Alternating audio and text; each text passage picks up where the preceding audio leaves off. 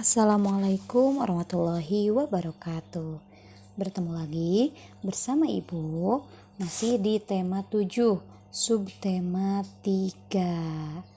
Pada pembelajaran 3 sampai dengan pembelajaran 6. Nah, hari ini kita akan melanjutkan pembelajaran tentang peristiwa dalam kehidupan.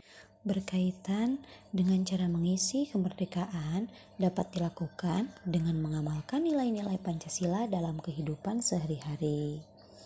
Mengamalkan nilai-nilai luhur yang terkandung dalam Pancasila merupakan cara positif dalam mengisi kemerdekaan. Nilai-nilai dalam Pancasila merupakan kristalisasi nilai-nilai luhur yang telah berkembang di masyarakat sejak zaman dahulu. Nah, bagaimana peristiwa lahirnya Pancasila? Pancasila berasal dari bahasa Sanskerta, yaitu panca dan sila, yang artinya 5 dasar. Panca berarti 5, sila berarti dasar. Nah, istilah Pancasila ini telah dikenal sejak zaman Majapahit, yaitu terdapat pada kitab Negara Kertagama karangan Empu Prapanca dan kitab Sutasoma karangan Empu Tantular. Dalam kitab Sutasoma, Pancasila berarti berbatu sendi yang 5 atau pelaksanaan kesusilaan yang 5. Lahirnya Pancasila ini sebagai dasar negara terjadi pada saat sidang BPUPKI, yaitu Badan Penyelidik Usaha Persiapan Kemerdekaan Indonesia yang pertama. Nah, berikut ada usulan-usulan negara yang disampaikan oleh 3 tokoh bangsa. Yang pertama, pada tanggal 29 Mei 1945. Muhammad Yamin mengusulkan 5 dasar negara, yaitu 1. Peri kebangsaan, 2. Peri kemanusiaan, 3. Peri ketuhanan, 4. Peri kerakyatan, dan yang kelima, peri kesejahteraan rakyat. Sedangkan pada tanggal 31 Mei 1945, Profesor Dr. Andes Supomo dalam pidato singkatnya mengusulkan 5 asas. 1. Asas persatuan. Yang kedua, asas kekeluargaan. Yang ketiga, asas keseimbangan lahir batin. Yang keempat, asas musyawarah. Dan yang kelima, asas keadilan rakyat. Nah, usulan yang terakhir pada tanggal 1 Juni 1945. Pada hari terakhir sidang BPUPKI tanggal 1 Juni ini, Insinyur Soekarno berpidato tanpa teks tentang calon rumusan dasar negara Republik Indonesia. Apa saja isinya? Yaitu yang pertama, internasionalisme. Yang kedua, peri kemanusiaan. Yang ketiga, mufakat atau demokrasi. Yang keempat, kesejahteraan sosial. Dan yang terakhir, ketuhanan yang Maha Esa. Nah, kemudian untuk memberikan nama pada kelima dasar tersebut diusulkanlah nama Pancasila. Nah, Pancasila itu yang tadi berarti artinya 5 dasar.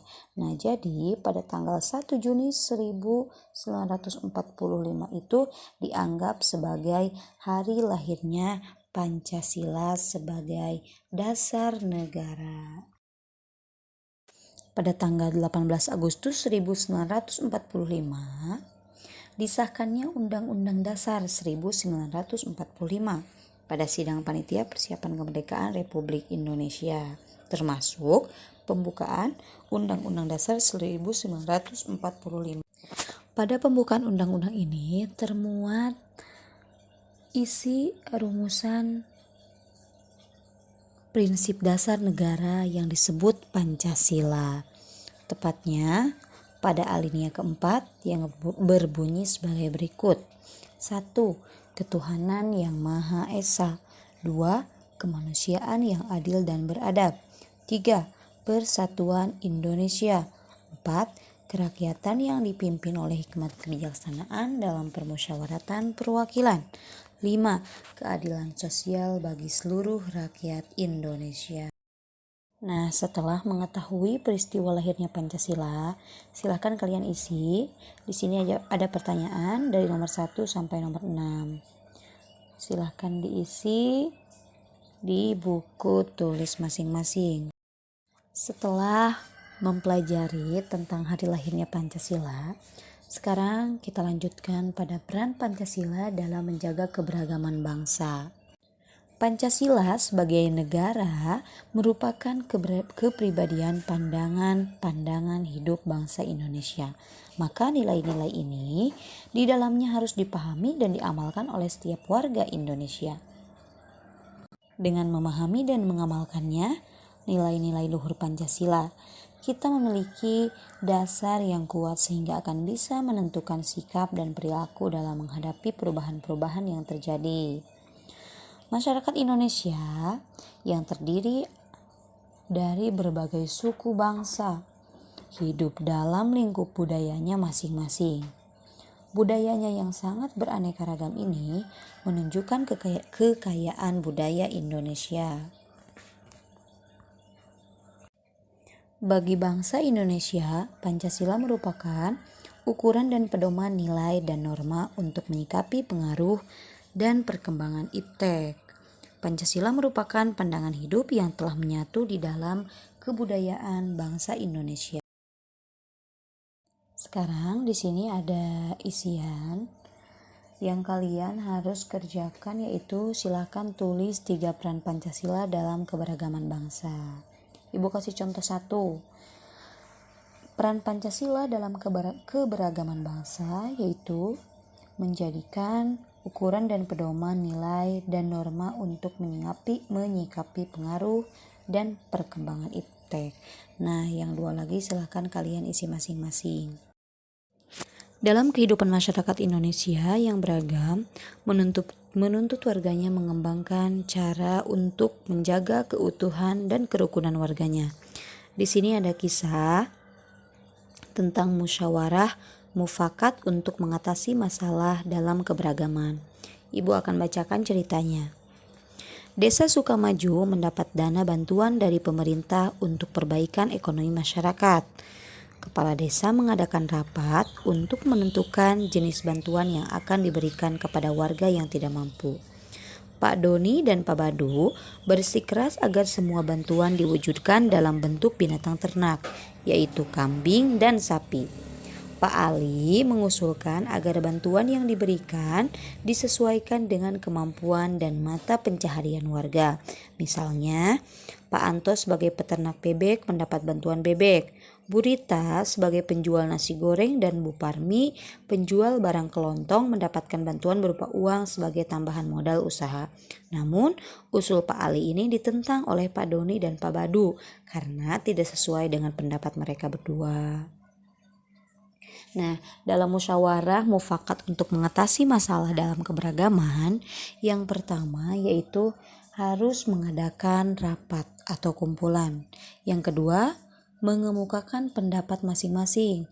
Dan yang ketiga, mencari kesepakatan untuk mencapai tujuan bersama. Dan yang terakhir, menemukan solusi. Kembali setelah membaca kisah di atas, apa yang kalian amati tentang salah satu tokoh yaitu permasalahan tersebut silahkan diisi dari nomor 1 sampai nomor 4. Ingat kata-kata yang dilontarkan Bung Karno, yaitu bersatu karena kuat, kuat karena bersatu. Jadikanlah pedoman perilaku dalam keberagaman dan perbedaan dalam rangka mengisi kemerdekaan. Berbeda budaya, tetap saudara. Melestarikan dan mengembangkan budaya bangsa adalah salah satu contoh positif. Untuk bisa mempunyai sikap menerima keberagaman suku bangsa dan budaya yang ada di masyarakat, diperlukannya kesadaran dan keterbukaan. Namun, dengan menghayati semboyan Bhinneka Tunggal Ika yang artinya berbeda-beda suku bangsa tetapi tetap satu tujuan. Nah, kesamaan cita-cita untuk menjadi bangsa yang kuat, bersatu dan utuh telah menyingkirkan sejumlah perbedaan yang ada. Kata Bung Karno tadi, Bersatu karena kuat, kuat karena bersatu. Berikut ini adalah usaha-usaha yang dapat dilakukan untuk menerima keragaman suku bangsa dan budaya masyarakat lain. Nah, di sini ada lagu daerah. Nah, dalam lagu daerah juga kita bisa mempelajari tarian dari daerah suku lain di berbagai tempat. Telah banyak sekali yang didirikan sanggar tari yang bisa menjadi tempat untuk memperkenalkan budaya dari daerah dan suku lainnya untuk kita pelajari.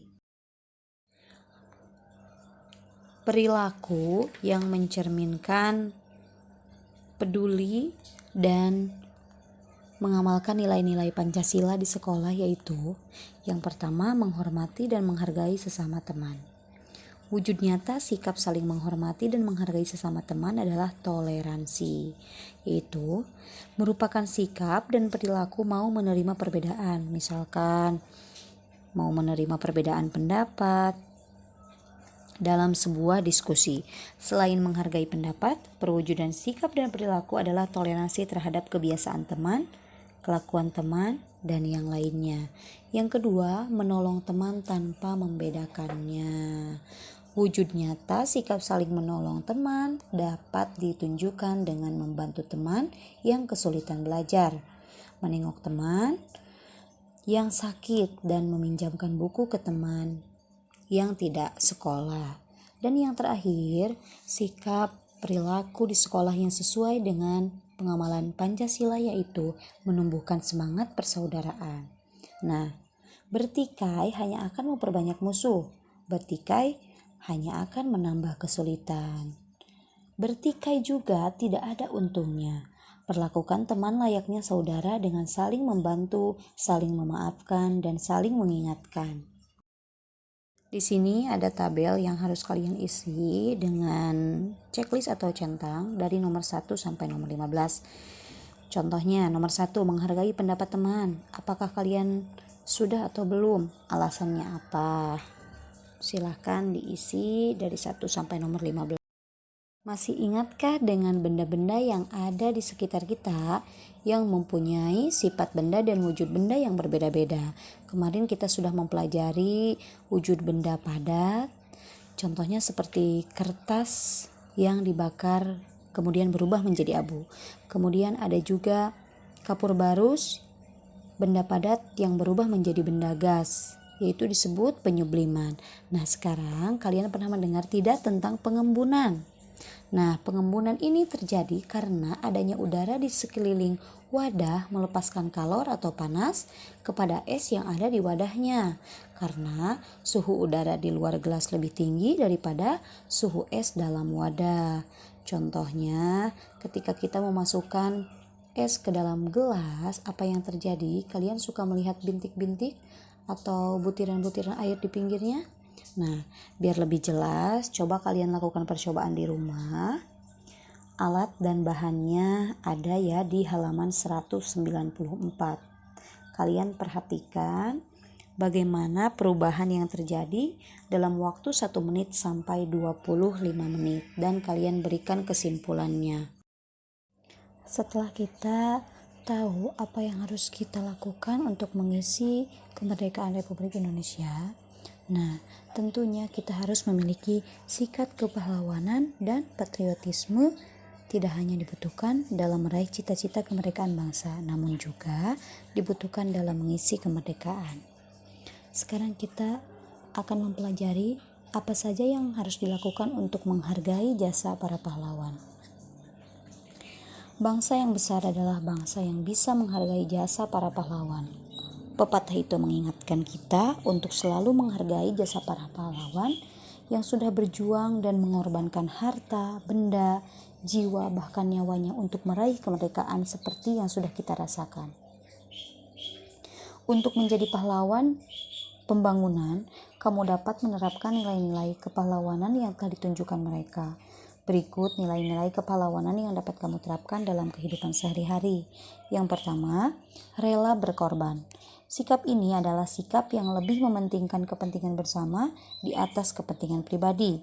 Sikap rela berkorban dapat dibiasakan di lingkungan rumah, keluarga, dan masyarakat. Kita juga harus peduli kepada orang lain. Dan yang terakhir ada berjiwa besar. Berjiwa besar adalah sikap yang mau menerima segala yang terjadi dengan penuh kesabaran dan keikhlasan. Berjiwa besar dapat diwujudkan dengan mau menerima kekalahan dengan ikhlas, meminta maaf, dan memberi maaf. Dalam menghargai perjuangan para pahlawan kita, tentunya sikap yang harus mencerminkan nilai kepahlawanan kita, yaitu salah satunya mencintai tanah air. Bagaimana caranya? Yaitu mencintai lingkungan, merawat lingkungan, tidak membuang sampah sembarangan, supaya lingkungan kita menjadi bersih, menjadi nyaman. Dan yang kedua, ada melestarikan budaya bangsa. Caranya dengan menjunjung tinggi budaya-budaya yang ada di daerah masing-masing, kemudian melestarikannya dan tidak terkalahkan oleh budaya-budaya barat yang masuk ke Indonesia. Nah, bisa juga melestarikan budaya ini dengan cara membuat karya-karya seni yang sudah kita pelajari. Ada seni lukis, seni patung, dan seni kriya.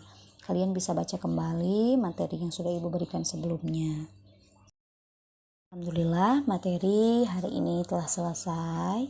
Silahkan tugas-tugasnya dikerjakan. Sekian dari Ibu. Wassalamualaikum warahmatullahi wabarakatuh.